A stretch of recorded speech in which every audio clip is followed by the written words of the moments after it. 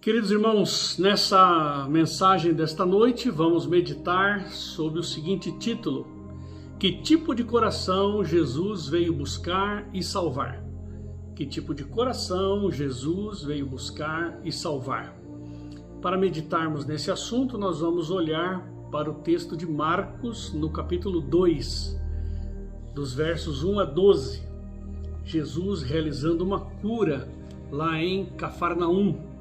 Nós vamos olhar bem para esta cena e encontrar ali diversos tipos de público e como Jesus se relaciona com esses diversos tipos de público. E daí nós vamos poder entender que tipo de gente de fato Jesus está buscando e está salvando. Eu vou ler aqui os versos 1 e 2 que vão nos dar um posicionamento de onde é que aconteceu esta cena. Vamos ler Marcos capítulo 2, versos 1 e 2 por enquanto. Dias depois, entrou Jesus de novo em Cafarnaum e logo correu que ele estava em casa. Muitos afluíram para ali, tanto que nem mesmo junto à porta eles achavam lugar, e anunciava-lhes a palavra. Bem, Jesus está aqui em Cafarnaum. Cafarnaum é uma cidade que está ao redor do lago de Genezaré, o mar da Galileia, né? Era uma daquelas cidades. Esse ocorrido aqui aconteceu no início do ministério de Jesus. Alguns apóstolos já haviam sido escolhidos por Jesus, outros, no entanto, ainda não. Tanto é que nós vamos ver logo na sequência do texto, a partir do verso 13, que Jesus então ali vai procurar falar com Levi, né? Vai chamar Levi. Então, nem todos estavam já convocados, digamos assim, para o colégio apostólico. A verdade é que Jesus estava começando o seu ministério. Está ali andando por aquelas cidades, realizando curas, expulsando demônios, e a sua fama já estava crescendo, né? Já muita gente já atrás dele, a ponto de que Jesus, na maioria das vezes, já nem entrava nas cidadezinhas, não tinha condições, tamanho era o volume de gente andando atrás dele. Às vezes ficava do lado de fora e para poder se dirigir àquelas pessoas. Aqui nesses dois primeiros versos, nós vamos encontrar Jesus numa casa. O mais provável é que seja a casa de Pedro, na verdade. Era onde ele ficava quando estava ali em Cafarnaum. E essa fama dele já totalmente espalhada, né? O texto diz que a casa estava tão lotada de gente, porque correu a fama de que ele estava ali naquela casa.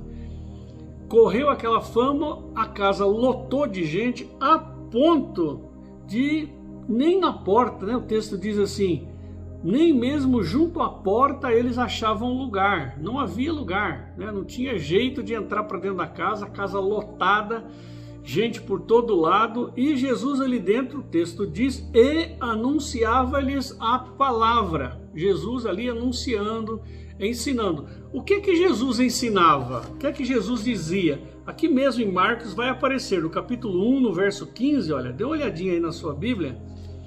Marcos 1,15, deixa eu voltar aqui uma página. Marcos 1,15. Diz assim, eu vou ler o 14 e o 15, tá? Depois de João ter sido preso, foi Jesus levado para a Galileia pregando o evangelho de Deus, dizendo, ou seja, o que aqui Marcos chama de evangelho de Deus é isso que Jesus estava pregando. O tempo está cumprido e o reino de Deus está próximo. Arrependei-vos e crede no evangelho. Então isso era o que Jesus ensinava, que o tempo já havia se cumprido, que o reino de Deus estava próximo e realmente, né, ele estava ali cumprindo o seu ministério para ser entregue, ser crucificado, morto, sepultado, enfim. E nós inaugurarmos então ali a chamada era cristã. Creiam no Evangelho, arrependam-se dos seus pecados e creiam no Evangelho. Era isso que Jesus pregava. Então a cena inicial que nós temos é essa, de Jesus dentro de uma casa, ensinando o evangelho para uma multidão que estava seguramente dentro da casa e em todo o redor da casa, né? Aquela montanha de gente atrás de Jesus. Vamos ver o que aconteceu ali. Bem, o primeiro grupo de pessoas que nós vamos encontrar aqui é uma multidão de insensíveis, infelizmente, né? Vamos ver o que aconteceu e como essas pessoas reagiram. Verso 3, olha, versos 3 e 4. Alguns foram ter com ele, conduzindo um paralítico, levado por 4 homens. E não podendo aproximar-se dele, por causa da multidão, descobriram o eirado no ponto correspondente ao que ele estava, e fazendo uma abertura, baixaram o leito em que jazia o doente. Então vamos primeiro entender essa cena. Um grupo de amigos, nesse caso mais especificamente esses 4 homens carregando aquele homem, o mais provável é que ele estava numa dessas macas, né? Essas padiolas. Então estão esses homens levando esse paralítico, chegam ali naquela porta, eles não conseguem entrar. No texto paralelo lá de Lucas, no capítulo 5, diz assim: tentavam introduzi-lo e pô-lo diante de Jesus, mas a multidão não permitia. Então quero olhar primeiro essa multidão aí, né? Essa multidão está ali como que para ouvir Jesus, mas estão completamente insensíveis a uma pessoa que necessitava desesperadamente de um milagre, um paralítico, precisava de um milagre e estava vendo ali em Jesus a possibilidade de ser curado. Mas aquelas pessoas que estão em volta não querem dar espaço, não permitem que ele chegue até Jesus. Deve ter sido uma surpresa grande para essas pessoas que foram até lá, né? Ouviram a fama de Jesus e disseram: não, vamos lá então, se ele já tem curado tanta gente por aqui, vamos lá, quem sabe ele também, né, venha curar esse moço que está paralítico. Mas eles chegam ali e se encontram com aquela multidão. Pessoal, tem muita gente aí, mas vamos tentar entrar? Eles vão ser sensíveis, vão ver aqui a necessidade do nosso colega, nosso amigo. Vamos então tentar entrar na casa para que Jesus possa abençoar esse homem, curá-lo. Aí vão entrando, né? Vão chegando perto e ninguém se mexe, né? Ninguém dá espaço, né? Ninguém faz nada. Me lembrei agora uma cena que aqui em Itatiba também acontece, né? Mas que eu vivi muito na minha adolescência, né? É aquela cena dos ônibus lotados, né? O ônibus lotado e a turma arruma um jeitinho de sentar. De repente aparece uma pessoa de idade bem do seu lado assim, né? Aí o camarada fica disfarçando, fazendo de conta que não vê, né? Ou aparece uma mulher grávida e o camarada faz de conta que está dormindo, né? Vira para o canto, faz de conta que está dormindo, não viu, né? Esses estavam fazendo a mesma coisa, né? Fazendo de conta que não estão vendo o homem. Vamos lá, dá uma licencinha, deixa eu passar aqui, e ninguém se mexe, ninguém se incomoda, ninguém se importa. Então, meus irmãos, esse primeiro grupo aqui eu quero tirar uma lição. Assim, sempre um grupo de pessoas que estão mais preocupados com os seus problemas e não com os problemas dos outros, né? Gente insensível, gente capaz de fechar os olhos e não perceber a necessidade das pessoas, né? Não são capazes de se colocar no lugar das pessoas, perceber o drama das pessoas e ceder espaço, né? Ceder espaço, ter bondade, misericórdia, né? Essas coisas é o que se espera da humanidade, mas infelizmente há uma multidão que o que estão mais preocupados é em resolver seus próprios problemas. Não, eu estou aqui, eu estou ouvindo ele falar, eu também estou com alguns problemas, também tenho que resolver, né? Então estão ali preocupados consigo mesmos, né? E não com as necessidades alheias. Esse é o primeiro grupo, né? Uma multidão de insensíveis. Agora, um segundo grupo, que aparece aí mesmo no verso 4. Vou reler. Diz assim: e não podendo aproximar-se dele, ou seja, de Jesus, por causa da multidão, descobriram o eirado no ponto correspondente ao que ele estava, e, fazendo uma abertura, baixaram o leito em que jazia o doente. Agora aqui nós vamos ver um grupo de pessoas simples, mas sinceras. É muito interessante o que eles fizeram, né? Vamos entender aqui o que aconteceu. Talvez, se fôssemos nós, eu chegaria naquele lugar, levando um amigo que precisa de uma cura, mas ao me encontrar com aquela multidão, olho daqui, olho dali, talvez eu virasse para o meu amigo e diria: olha, infelizmente não está dando, né? Você está vendo? A gente veio até aqui, trouxemos você, mas olha quanta gente, não há condições, né? Mas não foi assim que esses amigos fizeram, né? Esses amigos partiram para uma solução bem diferente. Eles subiram no que hoje nós chamamos de telhado da casa, né? A eira, como está aqui, eles abriram o eirado. A eira é aquela parte superior da casa em que eles usavam para secar os grãos da colheita. Então a casa estava embaixo, depois aquela eira. Atualmente ninguém mais faz eirado de madeira. Hoje nós usamos as lajes, né? Laje de concreto, lajes pré-fabricadas, enfim, faz a laje. Quantas casas são cobertas por laje, não é assim? Naquela época não existia isso, então se fazia cobertura com madeira. Então onde havia ali aquela cobertura de madeira, esses homens subiram até ali e retiraram uma parte daquelas madeiras, não sei, 2, 3, 4 tábuas, né? E por ali desceram o homem, numa grande demonstração, primeiro de tenacidade, né? De persistência. Não, nós não vamos voltar para casa. O povão aí não quer deixar, mas nós vamos insistir. Ô fulano, fica aí na tua padiola que nós vamos dar um jeito nisso aí. Subiram no telhado, arrancaram parte do telhado na área em que eles achavam que Jesus estava, e por ali, por aquele buraco, desceram o homem. Eu quero analisar essa situação com um pouquinho mais de profundidade. Fico pensando na cena. Jesus do lado de dentro, um monte de gente ali. Daqui a pouco vamos ver um outro grupo, né? Os escribas e fariseus estavam ali também, os doutores, né? Mas de repente Jesus ali ensinando, e de repente começa um barulho no telhado, né? E a turma olha para cima, começam a retirar tábuas daquele telhado, e o buraco se abre e começa a descer uma pessoa, né? Eu fico imaginando a cena, né? As reações, né? O que está acontecendo? E fico imaginando também, além das reações das pessoas que estavam ali dentro, se esse doente fosse um camarada endinheirado, né? Se fosse um endinheirado, seguramente ele não ia se submeter a essa situação, né?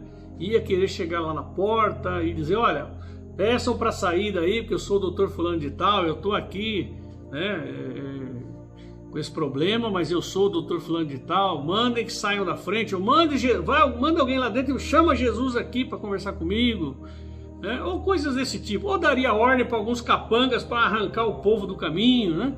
Coisas assim. Não, esse homem aceitou humildemente essa situação de ter que entrar na presença de Jesus, sendo colocado através do teto, como que pendurado naquelas madeiras, e diziam para o pessoal embaixo: segura aí, dá uma mãozinha aí para podermos descer aqui o nosso amigo.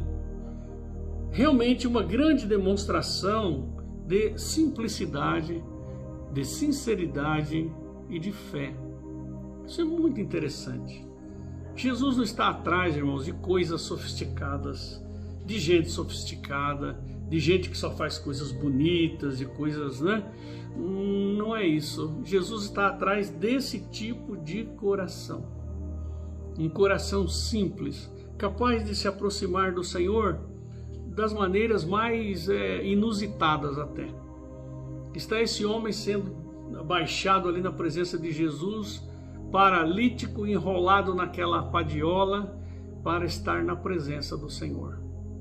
Então, o nosso primeiro grupo, nós vimos uma multidão de insensíveis, Mas no meio dessa multidão de insensíveis aparecem essas pessoas que são capazes de tudo, enfrentar todo tipo de situação para estar na presença do Senhor.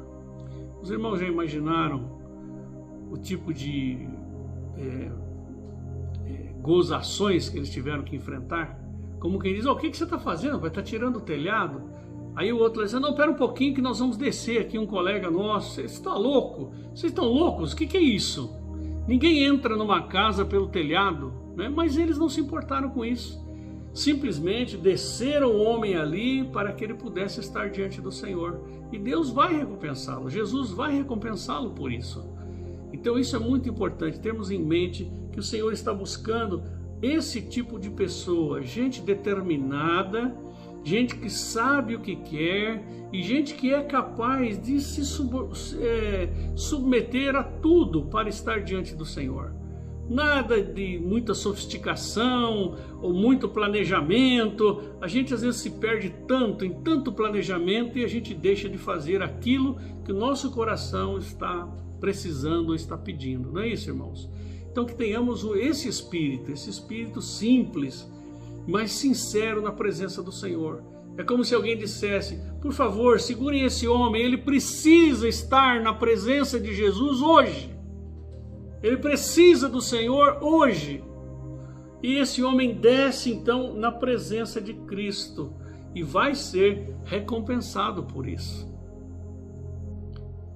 Bem, o que aquela multidão viu, né, aquele telhado sendo aberto e aquela pessoa descendo, talvez eles não tenham compreendido o que estava acontecendo ali. Mas Jesus compreendeu imediatamente.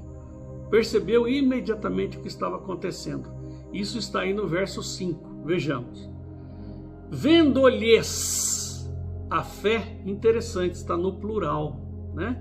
Vendo-lhes a fé, não só a fé do homem, mas também a fé de seus colegas.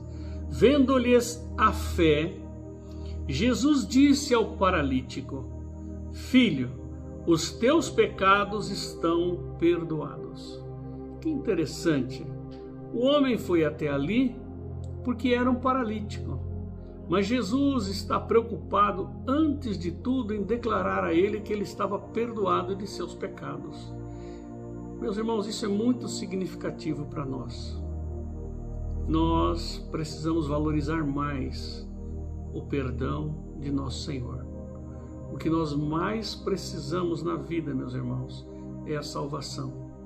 O que nós recebemos de mais valioso de nosso Deus é o perdão dos pecados e a salvação em Jesus Cristo. Jesus imediatamente declara isso. Seguramente ele surpreendeu as pessoas, né? Muitos talvez dissessem, mas o homem fez todo esse esforço para ser curado e o Senhor agora diz para ele que ele está perdoado dos pecados, né? Não foi isso que ele veio buscar aqui, talvez o povo pensasse, né? Mas Jesus sabia, Jesus reconheceu a fé daqueles homens. Ele precisava sim de cura física, mas principalmente de cura espiritual. E Jesus reconhece isso e providencia isso. Quantas vezes, né, meus irmãos, nós estamos atrás do Senhor para que Ele cure as nossas enfermidades, para que Ele resolva os nossos problemas, para que Ele nos ajude com questões temporais, mas nos esquecemos que nós precisamos do nosso Senhor como nosso Salvador. Quantas vezes esquecemos isso? Não agradecemos pela salvação, não agradecemos pela revelação da palavra, não agradecemos por tudo que Ele tem feito nas nossas vidas, estamos apenas interessados em obter, né, mais coisas que nós precisamos. Mas Jesus então aparece aqui e realiza esse ato de perdoar essa pessoa, né? Ele não declaradamente estava buscando isso, mas o Senhor reconheceu essa grande necessidade, né? E imediatamente o salvou, digamos assim, o perdoou dos pecados. Agora vai aparecer aqui um terceiro grupo, que nós vamos ver em alguns instantes. Agora sim, dos versos 6 até o verso 9, nós vamos encontrar aqui os escribas e os fariseus. Aqui em Marcos aparece apenas os escribas.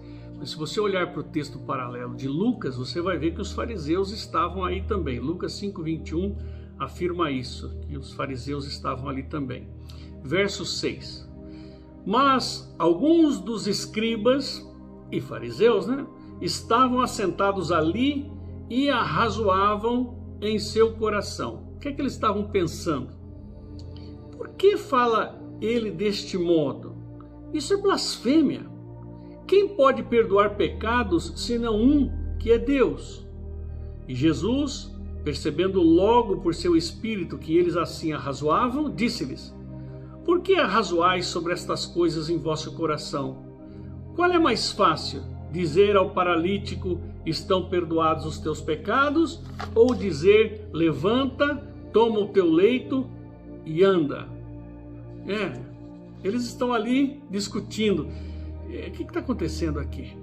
Como é que esse camarada pode declarar perdão de pecado? Só Deus pode fazer isso, só um pode fazer isso.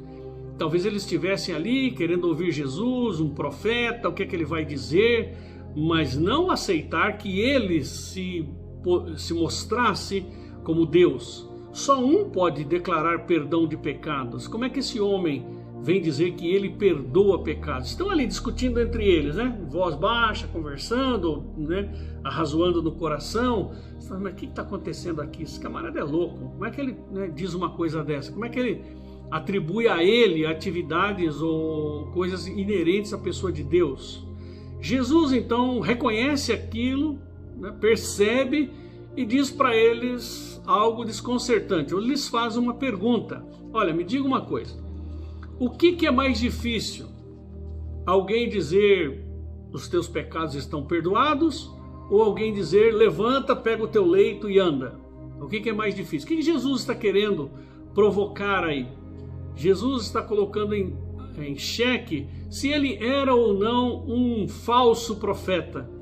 Porque é óbvio que para um farsante seria muito mais fácil simplesmente dizer: estão perdoados os vossos pecados.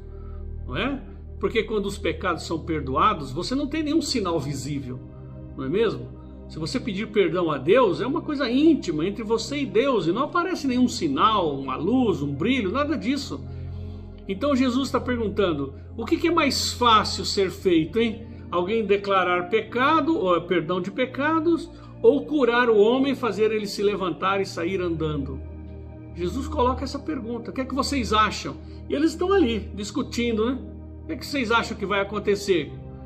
Evidentemente, aqueles que estariam pensando que Jesus era um farsante, que ele não poderia perdoar pecados, eles iriam dizer: mais difícil é fazer um milagre. É lógico, porque só declarar o perdão era apenas uma declaração verbal, Então eles iriam dizer: não, o mais difícil de fato, é realizar o milagre.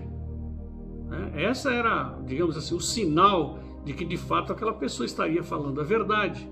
Então aí nós vamos ver, a partir do verso 10, o que Jesus faz, diante dessa situação. Verso 10 diz assim: ora, para que saibais que o Filho do Homem tem sobre a terra autoridade para perdoar pecados, disse ao paralítico: eu te mando, levanta-te, toma o teu leito e vai para a tua casa. Então ele se levantou e no mesmo instante, tomando o leito, retirou-se à vista de todos, a ponto de se admirarem todos e darem glória a Deus, dizendo: jamais vimos coisa assim. Muito bem. Jesus pergunta: o que é mais fácil? Eu dizer que estou perdoando o pecado, ou eu de fato levantar esse homem aí da sua enfermidade e fazê-lo sair andando por esta porta? O que é mais fácil? Aí os escribas já sabiam, qual era a resposta. Pois é, então é para que vocês saibam que o Filho do Homem tem autoridade para perdoar pecados, então ele fez o milagre. Interessante, eu já expliquei algumas vezes. O Senhor fez muitos milagres como formas ou como sinal de demonstração de quem ele era, para demonstrar seu poder, demonstrar sua divindade, provar, autenticar a sua mensagem. E aqui Jesus diz que está fazendo isso exatamente para autenticar quem ele era, autenticar sua divindade. Eu vou provar para vocês que eu posso perdoar pecados e vou fazer isso agora. Aí Jesus dá a ordem: levanta-te, toma teu leito e vai para a tua casa. Levanta daí, pega a tua padiola, pega as suas coisas e sai andando por esta porta. E o homem fez exatamente isso. Se levantou, agarrou as suas coisinhas e saiu caminhando. O povo então, olhando admirado, dizia: nós jamais vimos algo assim. Quem é esse homem? Glória a Deus por isso, né? Meus irmãos, eu quero chamar a atenção dos irmãos para a postura deste paralítico e desses amigos, pelo menos esses 4 mencionados aqui. Com quem é que Jesus se relacionou de forma mais íntima, né?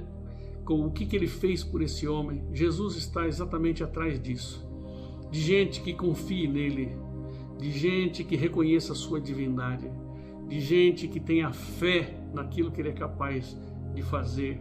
Jesus então retribui, perdoando pecados e também curando, realizando esse milagre. Nós, irmãos, como crentes, precisamos ter uma atitude similar. Precisamos nos relacionar com Deus nessa base: simplicidade, autenticidade, fé. São as palavras que devem fazer parte do nosso dia a dia, do nosso lidar, né, das nossas coisas. Nada de sofisticação, nada de teologias muito complicadas. Tem gente que gosta de complicar a teologia, de fazer manobras mirabolantes com a palavra de Deus para tentar justificar as suas opiniões ou suas maluquices teológicas, digamos assim.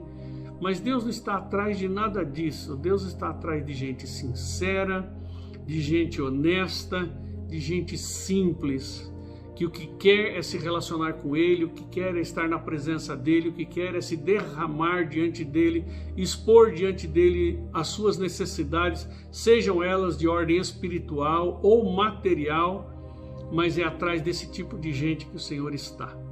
Nada de nos comportarmos de uma maneira insensível, como aquela multidão, ou nos comportarmos como religiosos, né, como esse grupo de escribas e fariseus, que estavam mais preocupados em olhar, mas será? Como é que esse homem pode fazer um negócio desse?